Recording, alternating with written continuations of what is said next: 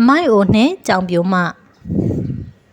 လူတစ်ယောက်ဖြစ်လောကရန်ဆိုမြမြဆဆမတွေ့ကြုံခဲ့ရပဲမိမတစ်ယောက်ဖြစ်မယားတစ်ယောက်ဖြစ်မဟာဘဝရီတွေရဲ့နှိုင်းလိုမင်းထက်အပိုးစီကနေအကြောနဲ့ဆက်ဆံခံရတာမျိုးမတွေ့ကြုံခဲ့ရပဲဒီအသက်အရွယ်ရောက်ခါမှမျှော်လင့်မထားတဲ့မတွေ့ကြုံဖူးခဲ့တဲ့ပြဿနာနဲ့ရင်ဆိုင်နေရတော့ကျမမှာကိုယ်စိတ်နှပြစောက်တီးရမရခြင်းတို့လိုတောင်ကတိန်ကပါခံစားရပါတယ်ကျမရဲ့ဒီအသက်အရွယ်ဆိုတာကလည်း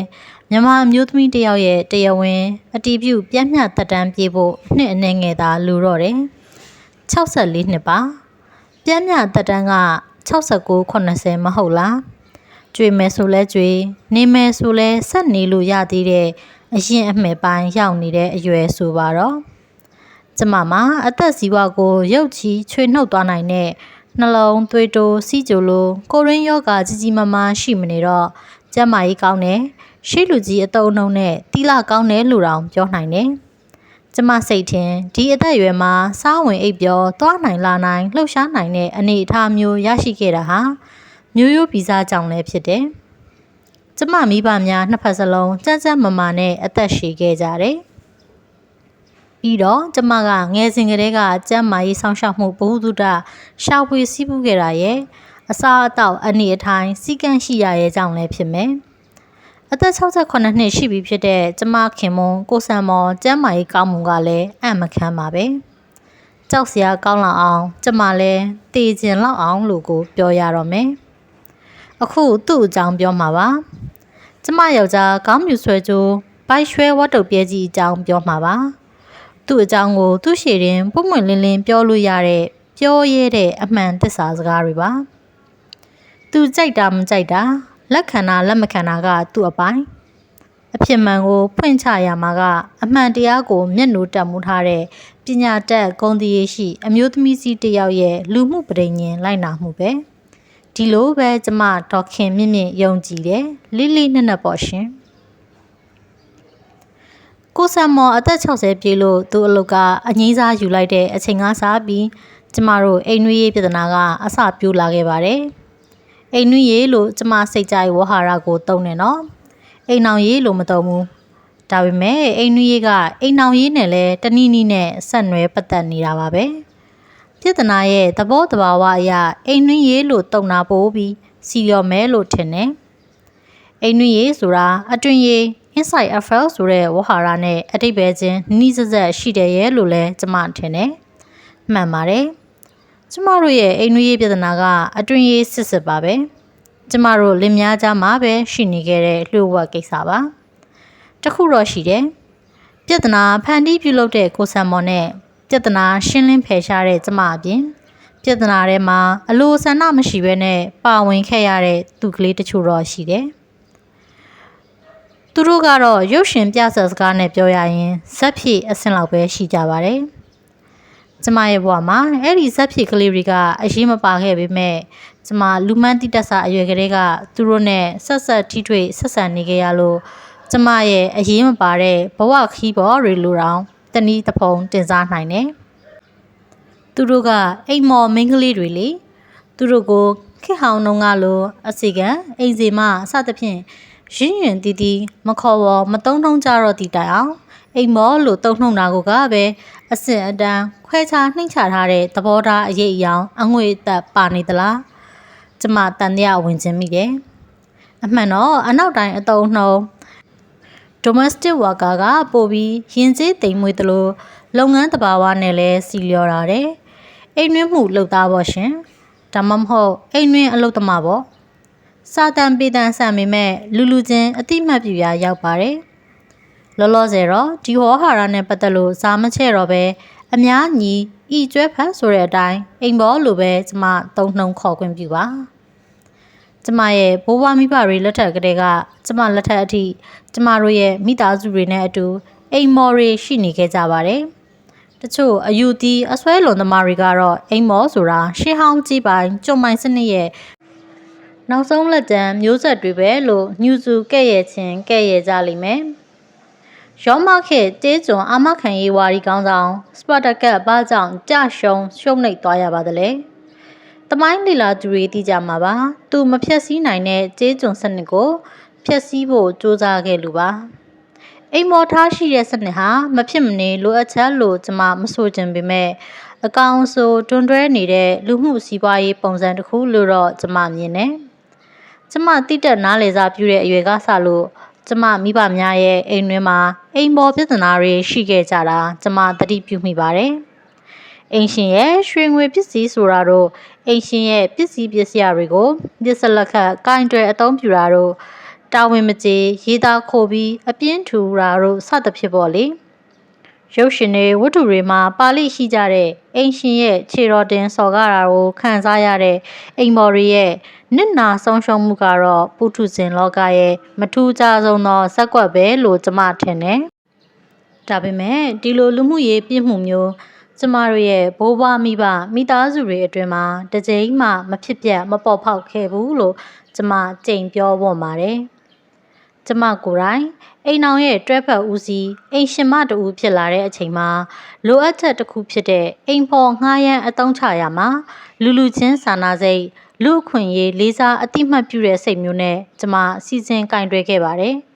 နောက်ပိုင်းကျမရဲ့သားနှစ်ယောက်လူပြိုပေါက်တွေဖြစ်လာကြတော့ဆယ်ရေးတရေကိုရေးတရားဆိုသလိုမိကိုမလောင်ငင်ကတားရအောင်အိမ်ပေါ်ကိုဂယုတဆိုင်စီစစ်လေ့လာပြီးလို့စိတ်တိုင်းကြကျေနပ်မှအသုံးပြုခဲ့တာကြီးပါပဲ။ကျမရဲ့သားတွေကလည်းဂုံတရေရှိလူကုန်ထံမျိုးတွေကဆင်းသက်လာတဲ့ဂုံပုတ်ကိုမညှိုးမိန်ရအောင်ထိမ့်သိမ့်တတ်တဲ့ယောက်ျားကလေးတွေပေါ့။ဟော့ရန်နှစ်တိုးကျိုးပြတ်တွေမဟုတ်ကြပါဘူး။သမီးတွေကလည်းအိမ်မော်ကိုဆွေလိုမျိုးလိုရင်းရင်းနှီးနှီးနဲ့ဒန်းတူရီတူဆက်ဆံခဲ့တာကြီးပါပဲ။စေတနာရောင်ပြန်ဟတ်တာလားကျမအကင်တွေတက်တာလားဆိုတာတော့ကျမအတိအကျထင်မြင်ချက်မပေးလို့ဘူး။ကျမအိမ်ထဲမှာတော့အိမ်မော်ပြဿနာတစ်ချိန်တစ်ခါမှမရှိခဲ့ဘူး။အိမ်မော်အဟောင်းတွေစိတ်ကြည်ကြည်တတာနဲ့ထွက်သွားကြသလိုအိမ်မော်အသစ်တွေရွှင်ရွှင်လန်းလန်းတက်တက်ကြွကြွနဲ့ရောက်လာကြပါတယ်။ဒစ္စနီလန်ကစားဝင်းကြီးတဲ့ကိုကလေးတငယ်တွေပျော်ရွှင်စွာရောက်ရှိလာကြပြီးပျော်ရွှင်စွာပြန်လည်ထွက်ခွာခဲ့ကြတဲ့အခါနောက်ထပ်ကလေးတအုပ်ကပျော်ရွှင်စွာရောက်ရှိလာခဲ့ကြတဲ့ဥပမာမျိုးပေါ့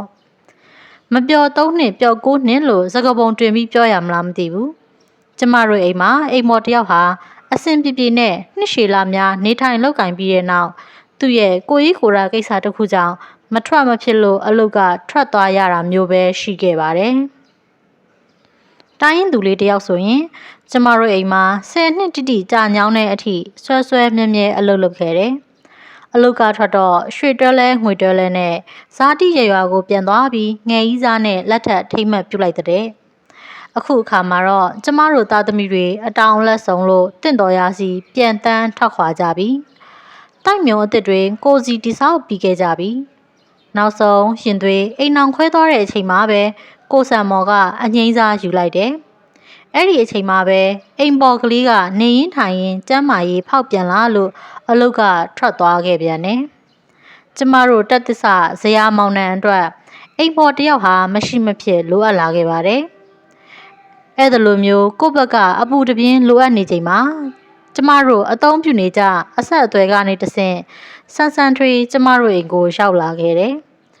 သူ့ရုပ်ဆင်းပုံသဏ္ဍာန်ကိုမြင်ချင်းပဲကျမရဲ့စိတ်ထဲကမနှစ်မြို့မှုကတိုးဝင်လာတယ်။ဆန်းထွေးကအသက်20တဝိုက်တော့ရှိမယ်။သူ့မှတ်ပုံတင်ကိုမကြည့်ရင်ကျမတို့မှန်းလိုက်တာပါ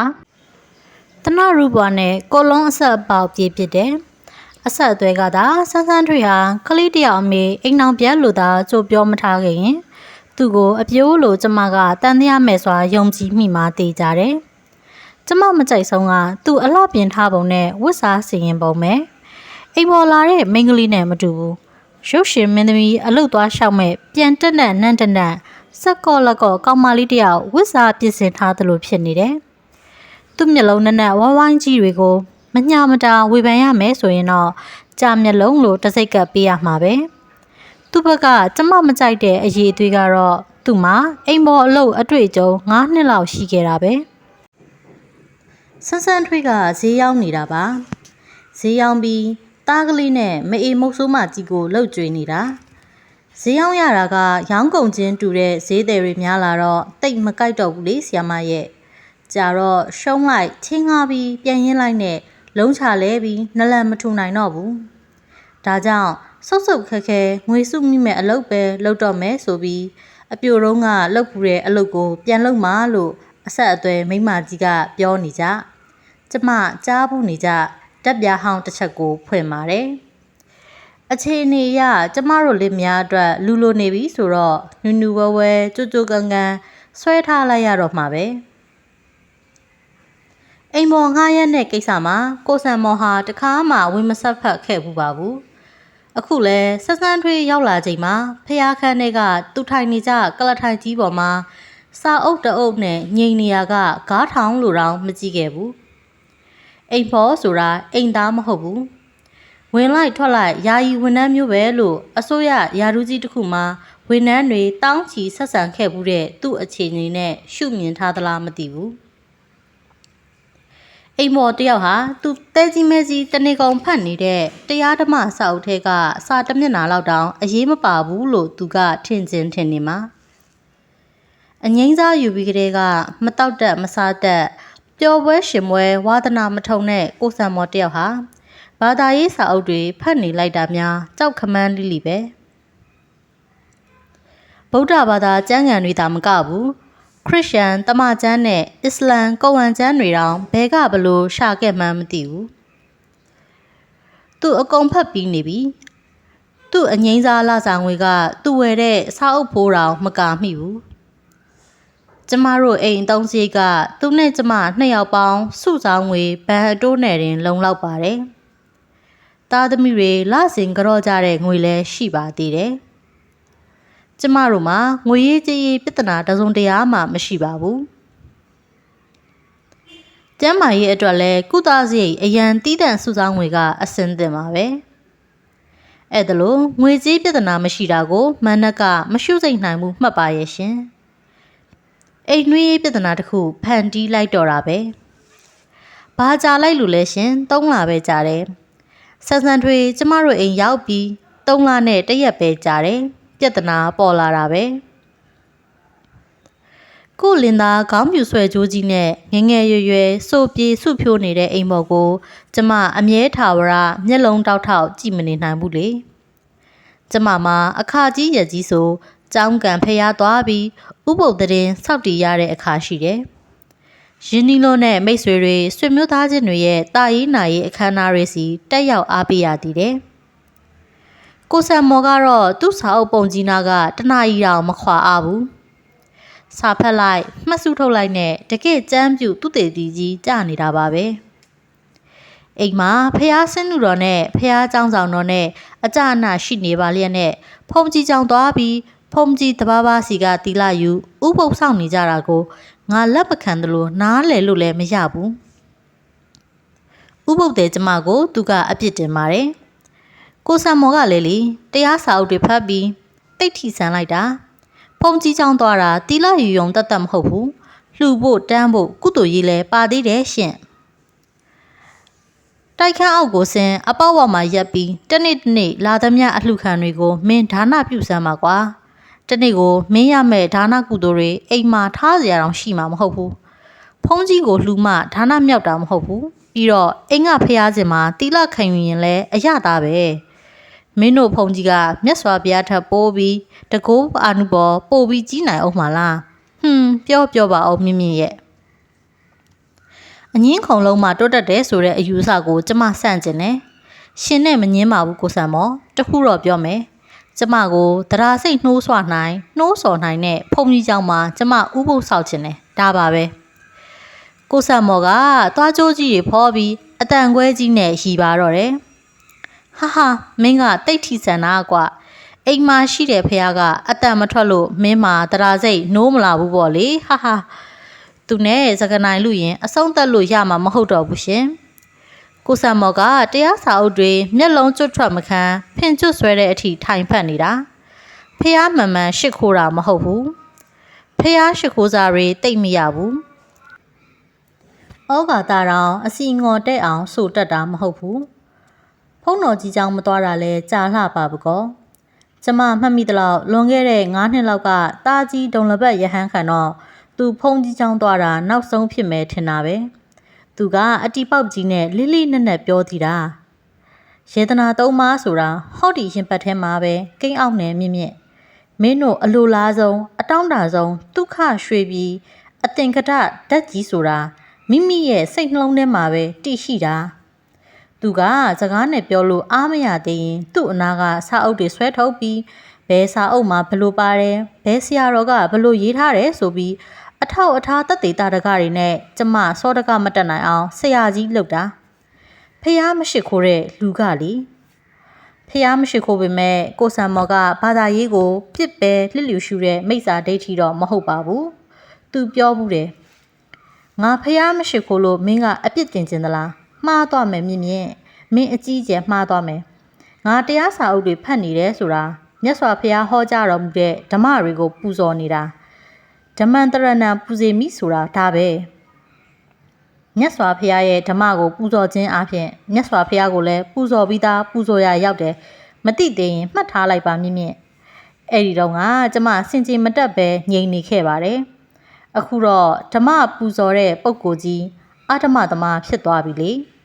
ဆန်းဆန်းထွေးရောက်လို့3လအကြာမှာကိုဆံမော်ခြုံထားတဲ့တိုးရည်ကြီးကွာကျသွားတာအဲ့ဒီနေ့ကကျမတို့ရဲ့မိတ်ဟောင်းဆွေအောင်တူရဲ့ဇာပနာကိုကျမသွားခဲ့တယ်ကိုဆံမော်ကတော့မလိုက်ဘူးသူကအတုပပို့တဲ့အလုပ်ကိုရှောင်ဖဲလုပ်နေတာကြပြီသူကပြောသေးတဲ့ရှင်မတာတစ်ခေါက်ကြောက်ဆယ်ခေါက်ဆိုတာရှေးလူကြီးတွေလေးပိုလီရှန်ပြောတာပါကွာအတုပပို့ရင်မရဏနုတတိကမ္မထံပွားများနိုင်ကြမယ်ဆိုရင်တုတ်တန်တိုင်းတရားစခန်းနယ်ကြီးဖြစ်ကုန်တော့မှာပေါ့တချို့များမိတကြိုဆက်တဲ့အလောင်းသွင်းခံနေကြမှလူးလှိမ့်အော်ဟစ်ပြီးငိုးလိုက်ကြတာများမသေးဘဲနဲ့အရှင်လက်လက်မိရှို့မှကြာနေတာပဲအဲ့ဒီမြင်ကွင်းမျိုးကိုငါစိတ်ကုံလို့အတုပဖို့မလိုက်တာငါတင်ရင်လဲရေဝေးရောက်လို့မှငရက်ပြလူငိုမနေကြနဲ့တဲ့ပြောလိုက်တဲ့စကားကတရားရှင်ကြီးလိုပဲလူကတော့အတ္တမသမားပြောရရင်ကျမအတုပပို့ပြီးညနေ4 နာရီလောက်အိမ်ပြန်ရောက်တော့ဆန်းဆန်းထွေးအမှုအရာပြက်ယုံနေမကပဲငိုထားသလိုမျက်လုံးတွေမို့နေကြတာကျမချက်ချင်းသတိထားမိပါတယ်သူ့မျက်နှာမှာလဲခါတိုင်းလိုတနခါမရှိပဲပြောင်ဖြောပြီးအစီပြန်လို့ကျမမရှိတော့အိမ်မှာတခုခုဖြစ်နေပြီဆိုတာသိချပါတယ်ကျမတို့အိမ်ဆန်းဆန်းတွေ့ရောက်လာကြတဲ့ကဒီလိုငိုဟဲရှက်ဟဲနဲ့မျက်စိမျက်နှာပြတ်တာမျိုးတခါမှမဖြစ်ခဲ့ဘူးတာပဲကောင်မလေးကမျက်နှာတိတ်ရွှင်တာခလေးတယောက်မိခင်မုတ်ဆိုးမှသာဆိုရဲတထေးသမီးအပြိုပေါက်ចောင်းသူလေးလိုအမြဲတမ်းမြူးကြွဖြက်လက်နေတတ်တာကလားကျမအိမ်မှာမရှိတော့မရှိခိုက်တခုခုတော့ဖြစ်ခဲ့ပြီကျမအချိန်ကာလအစောကြီးကတည်းကမျော်လင့်နမိတ်ဖတ်ထားတဲ့အိမ်တွင်းပုံးပြဿနာမဖြစ်ပါစေနဲ့လို့ဆုတောင်းရတာပဲဆရာကြီးစကိုင်းဥဖိုးသိန်းရဲ့စာအုပ်တအုပ်မှာကျမဖတ်ဖူးတယ်လူသူကင်းတိတ်ဆိတ်တဲ့နေရာမျိုးမှာပတ်ဝန်းကျင်အခြေအနေကလည်းတက်တောင့်တက်တာရှိနေမယ်ဆိုရင်ကာမဂုဏ်နှိုးဆွတဲ့မြင်ကွင်းမျိုးကလည်းပေါ်လာမယ်ဆိုရင်ဖို့ကောမှပါမကောင်းမှုကျူးလွန်မှုအာယုံနှိုးကြွလာတတ်ကြတဲ့ဆရာကြီးကသူ့ရဲ့အတွေးအမြင်တွေကိုကြမ်းတရဲထဲမှာဒီသဘောမျိုးရေးခဲ့ဥပါတယ်ကျမတို့အိမ်ကတိုက်ခန်းလေမြို့လေကောင်တိုက်ခန်းဆိုပေမဲ့သုံးလွှာအခန်းဆိုတော့ဝင်ပေါက်တကားမကြီးပိတ်ထားလိုက်ရင်ဘေးခန်းအောက်ခန်းအပေါ်ခန်းတွေနဲ့အဆက်အသွယ်ပြတ်လွတ်လပ်လုံခြုံသွားပြီ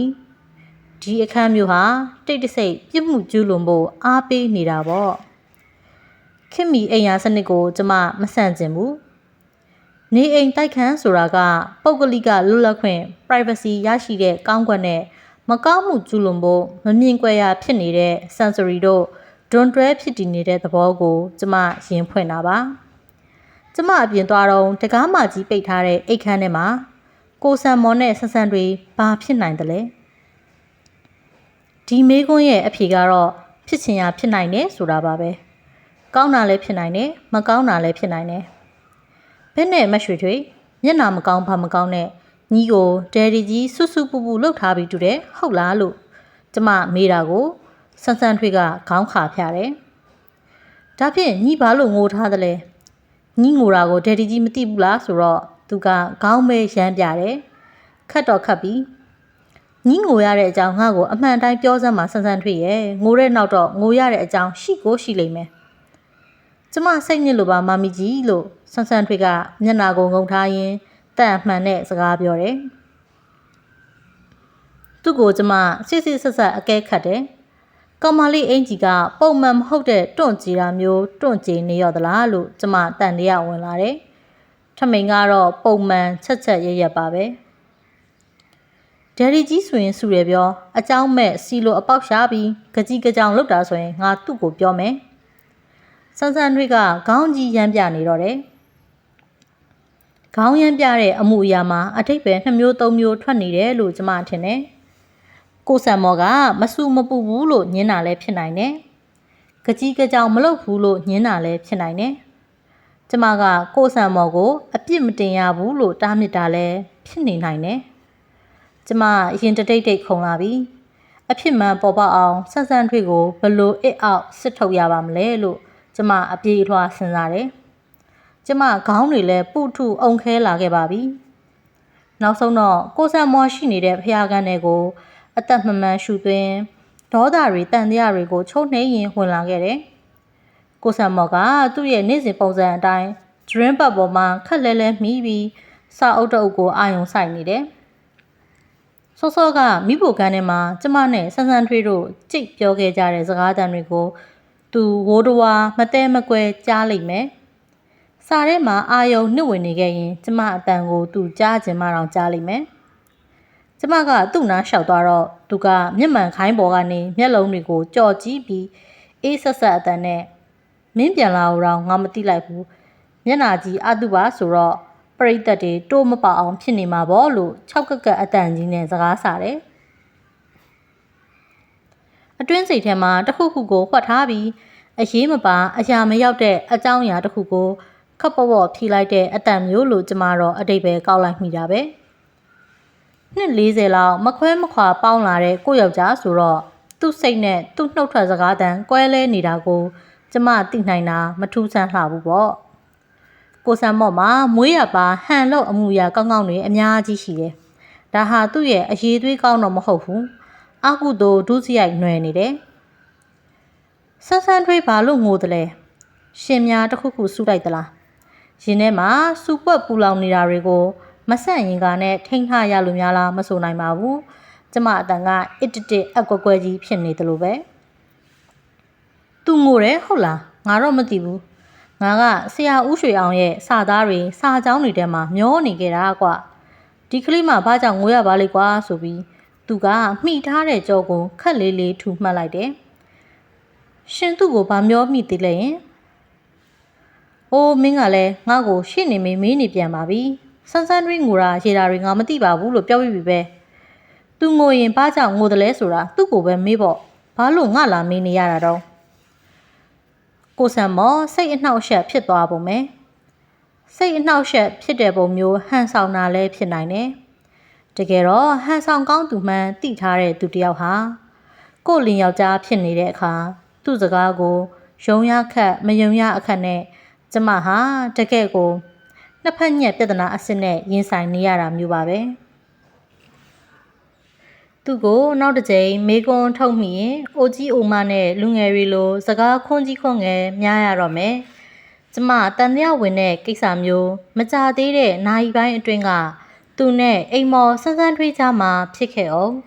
ဒုတိယမိမဖြစ်ရအောင်ကျမကဆန်းဆန်းထွေးအတွက်ကြိုပေးထားတဲ့ကြိုတင်လစာငွေ3လစာကိုအရှုံးခံပြီးကောင်မလေးကိုအလုပ်ဖြုတ်ပစ်လိုက်ရုံပဲအကယ်၍သူတို့ဘာမှမဖြစ်ခဲ့ကြဘူးဆိုရင်လဲကျမစိတ်ထဲမှာစူးစူးသလိုဖြစ်နေမဲ့တန်တရားကိုရှင်းလင်းဖို့ဆန်းဆန်းထွေးကိုအလုပ်ဖြုတ်ပစ်ရမှာပါပဲသူ့အနာမှာအသင့်ရှိနေတဲ့ထိုင်ကုန်ကလေးတစ်ခုံပေါ်မှာကျမလေးလေးတွဲဝင်ထိုင်လိုက်တယ်သူကကျမကိုမကြည်နဲ့တဲ့မျက်လုံးကြီးတွေနဲ့လိုက်ကြည့်နေပုံကိုပညာသားပါတဲ့တရုတ်ဆောင်ကတကွက်လိုပဲကျမထင်နေတယ်ကျမတော့ကြားမိဆွဲမိသူလိုဖြစ်နေပြီလွတ်ပေးလို့လည်းမဖြစ်မလွတ်ထားပြန်တော့လဲအားကုန်ညောင်းညာပြီးတေးချင်းစော်နံဒီလိုနဲ့ပဲကျမခံစားမိပါတယ်မင်းစိတ်မခံရင်အတုပါတွေဘာတွေလိုက်မပို့နဲ့မြင်မြင်သူတပါပရိဝေဒမိတောက်တွေကြီးပြီးစိတ်မခံတဲ့သူတွေကြောင်ခြောက်ခြားဖြစ်တတ်တယ်လူမှုရေးမပြတ်ကွက်အောင်တပိတ်တော့စွန့်ကြွေးကြမှာအလှငွေသွားထည့်လိုက် အဲ့ဒါပဲမင်းနဲ့တစ်တော်လိမ့်မယ်လို့သူကပြောလာတော့ကျမအကောင်းနဲ့ကိုဖြတ်ခနဲဝင်လာတဲ့စိတ်ကူးကိုဖော်ထုတ်မယ်လို့ဆုံးဖြတ်ပြီးကျမမျက်နှာထားပြောင်းလိုက်ပါတယ်တင်းနာကိုရှော့လိုက်တာပါကိုဆန်မော်ရှင်စမားစမွန်ရေးတဲ့ The Rain ဆိုတဲ့နာမည်ကြီးဝတ္ထုရှည်ကလေးဖတ်ဖူးမှာပေါ့နော်သူ့ရဲ့မှုန်တေတေမျက်နှာကြီးကမျက်မှောင်ကျုပ်ပြီးငကိုတွန့်နေတဲ့အရေပြားပျော့ဤတွေကပိုပြီးရှုပ်တွတ်တွဖြစ်သွားကြတယ်သူကတော့ကျမကိုဘလို့ထင်မလဲမသိဘူးကျမကလည်းအိမ်မော်ဆန်းဆန်းထွေးငိုတဲ့အကြောင်းကနေမစီမဆိုင်မွန်ရဲ့ဝတ္ထုအကြောင်းရောက်သွားပြီတာကိုဖတ်ဖူးသားပဲကျော်အောင်ကလည်းရွှေပစ်စုံဆိုတဲ့နာမည်နဲ့မြန်မာပြန်ဖူးတယ်အလကားဝတ္ထုပါကွာအဲ့ဒီအင်္ဂလိပ်ပြဆက်စာရေးဆရာကသူ့ဝတ္ထုကိုပြဆက်လဲကလို့ရအောင်ဇက်ကွက်ဆင်ထားတာပါကွာတဏှပေမကိစ္စကိုဝတ္ထုလိုရတာဟာအကုသို့ပဲမြင့်မြင့်ရဲ့ကိုဆန်မော်ကသူ့ဖတ်နေတဲ့စာအုပ်တွေနဲ့လိုက်ရောညီထွေဖြစ်မဲ့စကားမျိုးကိုပြောလာတာဟာလဲသူ့ရဲ့အတွင်းသဘောအမှန်ကိုဖုံးဖိကွဲဝှက်ပြီးအပေါ်ယံရွှေမုံဖြူးစကားနဲ့ဟန်ဆောင်လိုက်တာပဲလို့ကျမထင်မိပါရဲ့ကျမလည်းစာပေနဲ့မစိမ့်လှပါဘူးစာရေးဆရာနဲ့သူရေးတဲ့စာကိုခွဲခြားမမြင်မဲမရအရပူးတွဲဆက်နွယ်ပြီးဝေဖန်တာမျိုးကိုတော့ကျမလုံးဝမကြိုက်ဘူးစာကစာလူကလူပေါ့ရှင်ဆရာကြီးတော်စတိုင်းဟာသူ့ခေမကိုကြိတ်ပိုးကျင်ခဲ့မှာပေါ့လက်ဆွဲပြီးလူအလစ်မှာဖက်နှမ်းကျင်အောင်နမ်းခဲ့အောင်မယ်အဲ့ဒါနဲ့သူ့ရဲ့စစ်နဲ့ငင်းချမ်းရေးတွေကမင်းသမီးနာတာရှာဟာတော့စတိုင်းကသူ့ခေမရဲ့ကိုဝါအဖြစ်ကာမပါတဲ့အစွဲနဲ့ရေးဖွဲ့ထားတာလို့ပြောကြတာမျိုးတော့ကျမဘလို့နည်းနဲ့မှသဘောမတူနိုင်ဘူးအခုလောလောဆယ်မှာလည်းပဲကိုဆန်မော်ဟာကဘာကျော်စာရေးဆရာကြီးကိုအတလို့ခွတ်နေပေမဲ့သူနဲ့ညင်းရရင်လည်းညင်းရပါစေမွန်ရဲ့ဝတ္ထု The Rain ဆိုတဲ့မိုးဆိုတဲ့ဝတ္ထုကိုလက်နက်တစ်ခုအဖြစ်ကျမအသုံးချရတော့မယ်ကုသိုလ်တွေအကုသိုလ်တွေခဏထားပါအောင်ကိုဆန်မော်ရဲ့ကျမပြောချင်တာကမွန်ရဲ့ဝတ္ထုထဲမှာ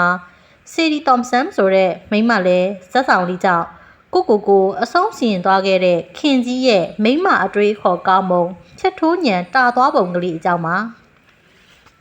တနာပေမကိစ္စပါကွာဘာမှမဆန်းပါဘူး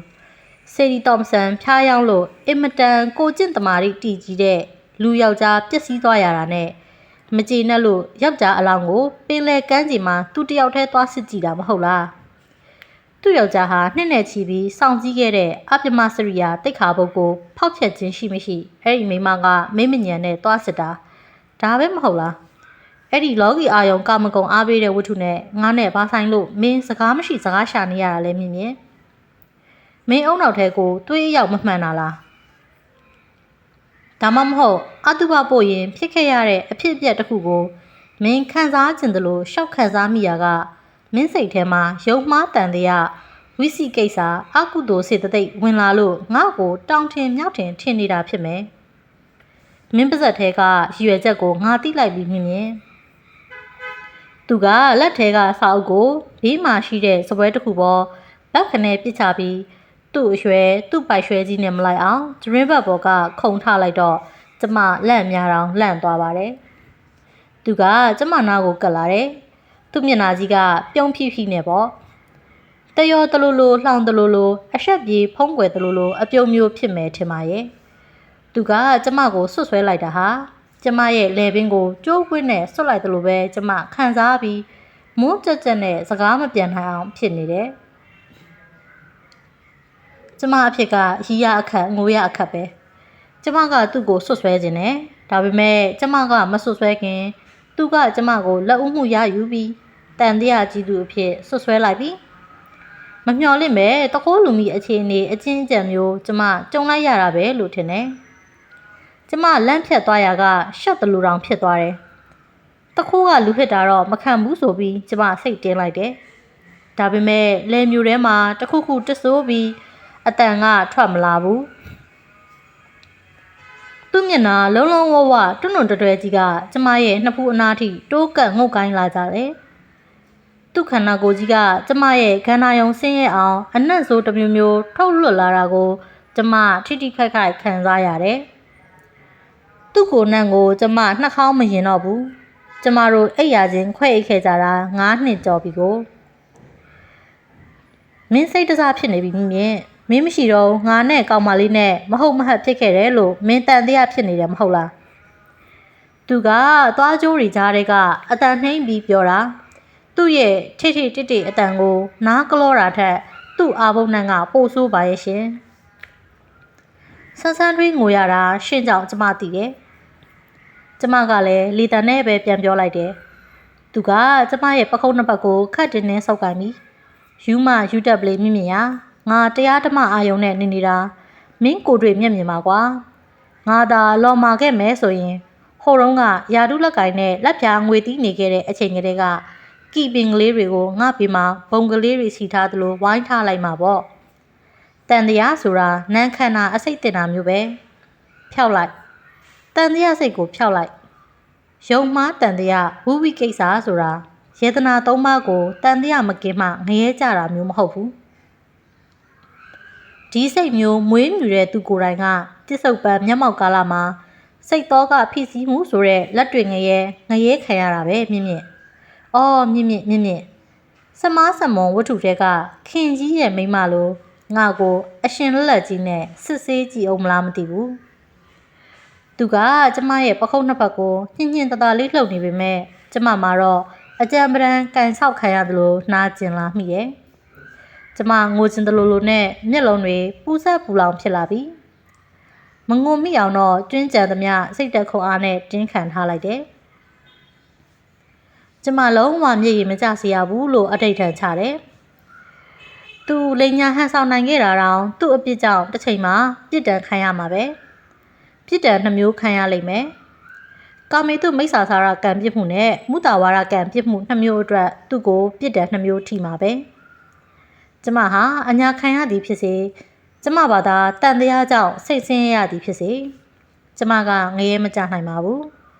ဒီလိုပဲကျမလေးလေးနက်နက်ယုံကြည်လိုက်တယ်